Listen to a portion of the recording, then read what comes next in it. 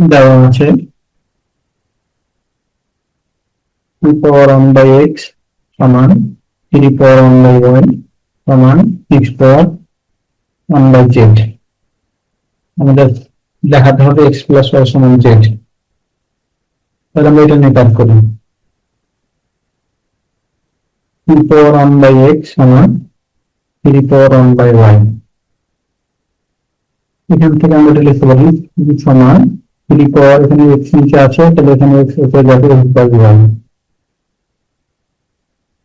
আবার 3 power 1 by y সমান 6 পাওয়ার 1 by z, বা 3 পাওয়ার 1 বাই ওয়াই সমান 6 এর পরিবর্তে 3 into 3 পাওয়ার 1 বাই জেড, বা 3 পাওয়ার 1 বাই ওয়াই সমান আলাদা করে লিখলে 2 power 1 by z into 3 power 1 by z, বা 3 পাওয়ার 1 বাই ওয়াই সমান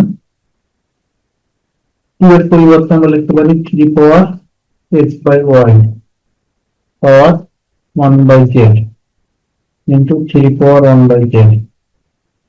তাহলে শুধু 2 এর পরিবর্তে লিখলাম 3 পাওয়ার এক্স বাই ওয়াই, বা 3 পাওয়ার 1 বাই ওয়াই থাকলো সমান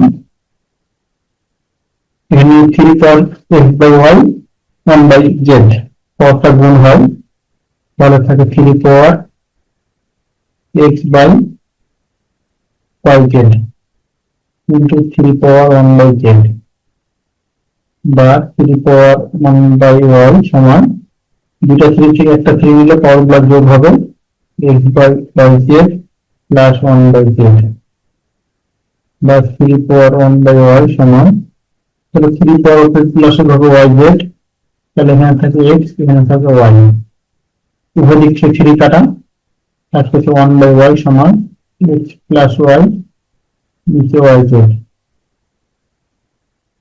এখন উভয় দিক থেকে নিচের ওয়াই কাটা যাবে, তাহলে থাকছে x plus y by z সমান 1, বা এক্স প্লাস ওয়াই সমান জেড।